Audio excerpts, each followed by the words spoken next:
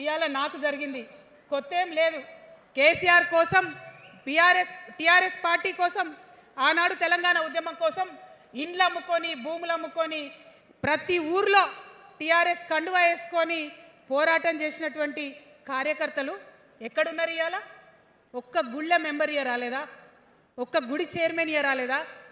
తెలంగాణను వ్యతిరేకించి ఉద్యమాన్ని తొక్కిపట్టి మన మీద లాఠీలు పెట్టి కొట్టినటువంటి వాళ్ళకి తీసుకొచ్చి ఎమ్మెల్యే సీట్లు ఇచ్చి వాళ్ళ అనుచరులు వచ్చి మిడతల దండలాగా మన కార్యకర్తల మీద పడితే తల్లి కోడి కాపాడుకున్నట్టు పిల్లల్ని కాపాడుకోవాల్సిన మన కేసీఆర్ ఏడబోయింది. వచ్చిందా ఎవరికన్నా పదవులు? ప్రతి సంవత్సరం రాష్ట్రం మొత్తంలో పోస్టులు నింపితే 6,000 పైచీలకు నామినేటెడ్ పోస్టులు వస్తాయి తెలుసా? అంటే 10 ఏళ్లలో 2 ఏళ్లకోసారి నామినేటెడ్ పోస్టులు వేసిన ఒక 30,000 మందికి దాదాపుగా ఏదో ఒక గౌరవం. ఏం కావాలి మనకు ఉద్యమకారులకు చెప్పండి? ఏం కావాలి? కండువా వేసుకొని పిచ్చోళ్ళ లెక్క తిరిగినందుకు, మన ఇంటోళ్ళని ఇడిచిపెట్టి తిరిగినందుకు ఇంత మర్యాద కావాలి. మా సార్ నన్ను గుర్తుపట్టిండా, మా పార్టీ నన్ను గుర్తుపట్టింది, నాకేదో చిన్న పదవి ఇచ్చిరని చెప్పుకుంటే ఒక మర్యాద ఉంటుంది. వచ్చిందా మనకు ఆ మర్యాద? ఎక్కడన్నా వచ్చిందా? ఆనాడు అవహేళన చేసిర్రు, పార్టీలకు వచ్చి మళ్ళీ అవహేళన చేసిండ్రు. అంటే ఎప్పుడైతే అధికారం వచ్చిందో అప్పుడు అమ్మతనం పోయింది. ఎప్పుడైతే అధికారం వచ్చిందో అప్పుడు మమకారం పోయింది. అందుకే అంటున్నా, ఆయన మన కేసీఆర్ కాదు, మారిన కేసీఆర్, మరబొమ్మ లాంటి కేసీఆర్. కాబట్టే ఇవాళ నేను నిలబడి యుద్ధం చేస్తా ఉన్నా. ఈ గడ్డకు ఈ తెలంగాణ రాష్ట్రానికి ప్రాణాలు అడ్డం పెట్టుకొని మన ప్రజలను కాపాడాల్సినటువంటి వ్యక్తులు కావాలి. అటువంటి సైన్యం కావాలి. సైన్యం అయిదామా? సిద్ధంగా ఉన్నారా? ఎట్లయితే ఉద్యమం అప్పుడు కడుపు కట్టుకొని కాలు కట్టుకొని పనిచేసినామో ఇప్పుడు అట్లా పనిచేయాల్సినటువంటి అవసరం ఉన్నది. ఇవాళ ఒక్క పాలమూరు రంగారెడ్డి కాదు, కాళేశ్వరంలో జరిగినటువంటి అవినీతి. ఒక మాట ఆలోచించాలి. మన కేసీఆర్ అయితే ఏమన్నాడు అప్పుడు ఉద్యమంలో? నా బిడ్డ కానీ నా కొడుకు కానీ తప్పు చేస్తే తీసి పారేస్తా పార్టీలకు వెళ్ళన్నారు. ఇవాళ నేనేం చేసిందే మీకు తెలియదా? నేనేం చేసిన? కాళేశ్వరంలో అవినీతి జరిగిందన్నమాట చెప్పిన. అంటే అవినీతి జరిగిందని చెప్పిన నన్ను బయటేసి అవినీతి చేసిన పందికొక్కుల్ని పక్కన కూర్చోబెట్టుకున్నారు చూడు. అది మన కేసీఆర్ కాదు. ఆత్మలేని మరబొమ్మ ఇప్పుడున్న కేసీఆర్. మన కేసీఆర్ కాదు. మన కేసీఆర్ అయితే కళ్ళెత్తి చూసే ధైర్యం ఉండకుంటుండే, కాళ్ళు మొక్కేటటువంటి తత్వం ఉంటుండే. ఇవాళ అది మన కేసీఆర్ కాదు. కాబట్టే ఎదురుగా నిలబడి కొట్లాడతా. నాతో కలిసి వస్తారా? సిద్ధమేనా? ఇవాళ బీఆర్ఎస్ పార్టీ చేస్తున్నటువంటి అనేక తప్పులు, అనేక అంశాలు ఉన్నాయి. ఒకటి కాదు, రెండు కాదు. ఇది ప్రారంభం మాత్రమే. మొదలు పెట్టినాం, జస్ట్ ఇల్లలికినాం. In front there is crocodiles festival. తర్వాత చాలా చెప్పేది ఉంది, అప్పుడు చెప్దాం. ఇప్పుడు ఏం జరుగుతుంది ఈ రాష్ట్రంలో? ఒక కర్కోటకుడు ఆయన పరిపాలన జరుగుతుంది. బాధ అనిపిస్తుంది ఒక పొలిటికల్ లీడర్ని కర్కోటకుడు అనాలంటే. కానీ అనక తప్పని పరిస్థితి.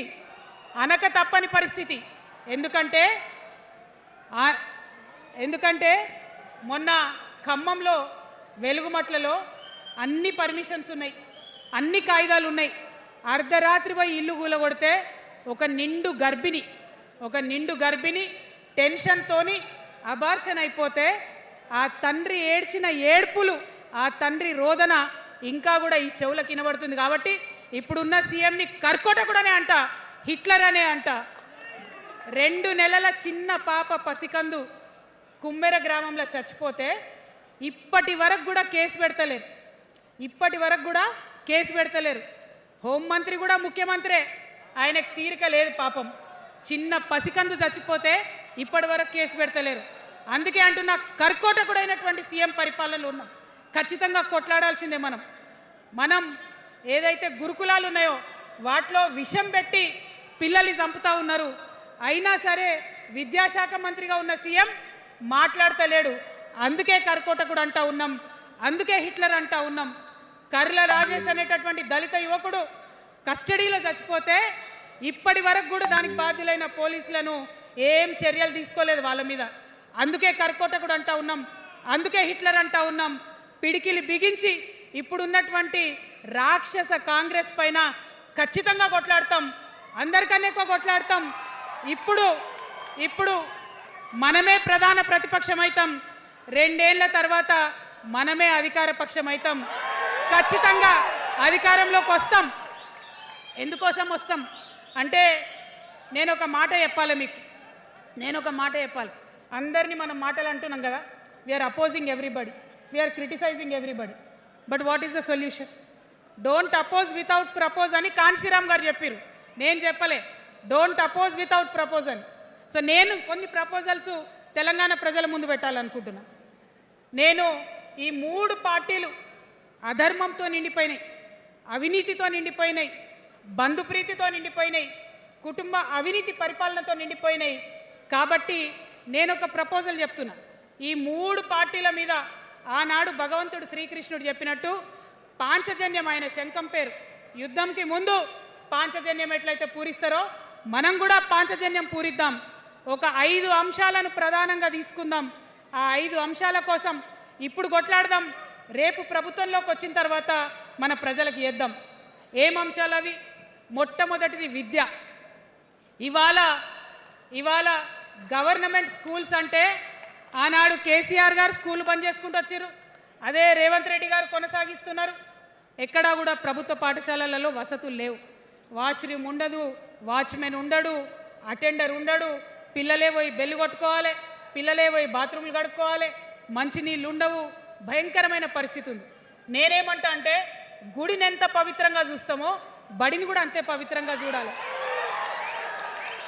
గుడిని ఎంత పవిత్రంగా చూస్తామో బడిని అంత పవిత్రంగా చూడాలి. కాబట్టి నేను ఒక మాట అంటున్నా, ప్రతి ఊర్లో ఒక బడి ఉండాలి, ప్రతి తరగతికి ఒక టీచర్ ఉండాలి. ప్రతి ఊర్లో ఒక బడి ఉండాలి, ప్రతి తరగతిలో ఒక టీచర్ ఉండాలి. ఖచ్చితంగా అట్లా జరిగినట్టయితే ప్రభుత్వ పాఠశాలలు మంచిగా అవుతాయి. మరి నా పేద మధ్యతరగతి ఆడబిడ్డలు, మా అక్కలు అమ్మలు అనుకుంటున్నారు, అక్క మరి ఆల్రెడీ మా పిల్లలు ప్రైవేట్ స్కూళ్ళలో చదువుతున్నారు, వాళ్ళ సంగతి ఏందని. నేను మాట ఇస్తా ఉన్నా, ఇవాళ మన ప్రభుత్వం వస్తుంది, ఖచ్చితంగా వస్తుంది. ఎందుకంటే ప్రభుత్వంలో వచ్చేది మీ అమ్మ కాబట్టి, అమ్మ జేబు చూడదు, కడుపు చూస్తుంది. అమ్మ జేబు చూడదు, కడుపు చూస్తుంది. కాబట్టి మీ పిల్లలు ప్రైవేట్ పాఠశాలలో చదువుతున్నా, ఎంతవరకు చదువుకున్నా కంప్లీట్గా మీ మీద ఒక్క రూపాయి కూడా భారం పడకుండా చదివించే బాధ్యత మేము తీసుకుంటాం. అది ప్రైవేట్ పాఠశాలలు కానీ, డాక్టర్ కానీ, ఇంజనీర్ కానీ, రాకెట్ సైంటిస్ట్ కానీ మన తెలంగాణ బిడ్డలు చదువుకుంటే ఒక్క రూపాయి కూడా పేద మధ్యతరగతి వాళ్ళ మీద భారం పడకుండా ఉచిత విద్యను అందించే బాధ్యత నేను నా తెలంగాణ బిడ్డల కోసం తీసుకుంటా అని ఈ సందర్భంగా తెలియజేస్తున్నా. ఇవాళ పరిస్థితి ఏంటిది? యూనివర్సిటీలో ఉన్న పిల్లలు అంతకుముందు తెలంగాణ రాకముందు నేను చూసిన రక్తం అమ్ముకునేది డబ్బులు లేకపోతే. ఇవాళ ఏం చేస్తున్నారు? బావర్చి కాడ గిగ్ వర్కర్ లెక్క గోడ మీద కూర్చొని వెయిట్ చేస్తున్నారు. అవునా కదా? ఎందుకంటే ఆ గిగ్ వర్కర్ చేస్తే అంతో ఇంత పైసలు వస్తాయి, పేరెంట్స్ మీద ఆధారపడకుండా ఉండొచ్చు అని. మరి యూనివర్సిటీలను పట్టించుకున్నామా? బీఆర్ఎస్లో ఉన్నప్పుడు 10 ఏళ్ళు ఒక్క రూపాయి కూడా ఇవ్వలేదు యూనివర్సిటీకి. ఆ యూనివర్సిటీ మిత్రులకు, పాఠశాలలో ఉన్నటువంటి వారందరికీ నేను ఒకటే ప్రపోజల్ చేస్తున్నా, మీరు ఎంత చదువుకుంటారో చదువుకోండి, ఒక్క రూపాయి కూడా మీ మీద భారం పడకుండా చదివించే బాధ్యత తెలంగాణ రాష్ట్ర సేన తీసుకుంటుంది. ప్రైవేట్ పాఠశాలలు కూడా బాగుంటాయి, ప్రభుత్వ పాఠశాలలు కూడా బాగుంటాయి, కానీ భారం తల్లిదండ్రుల మీద పడదు.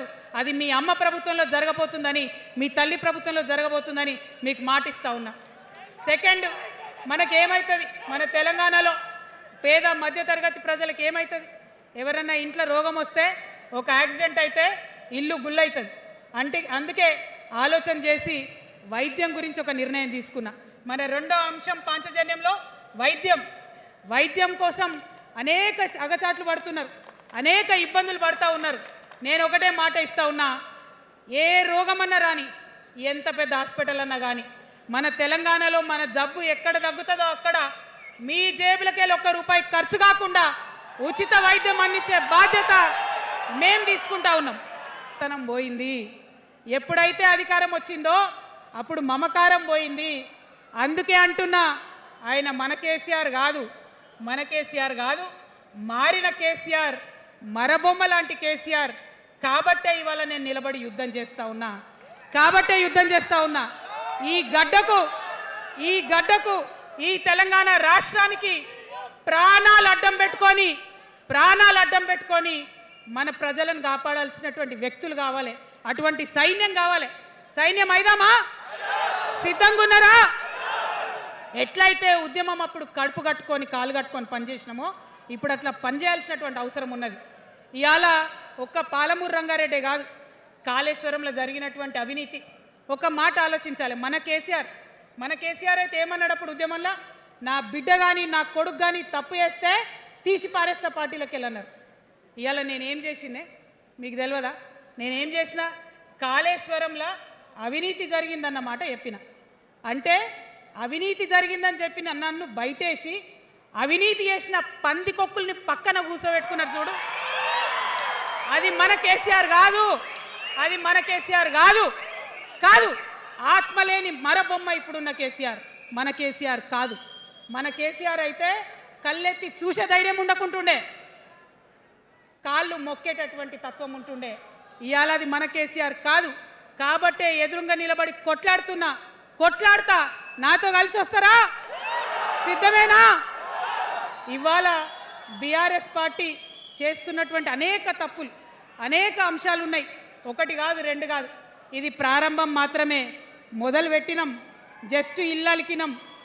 In front there is crocodiles festival.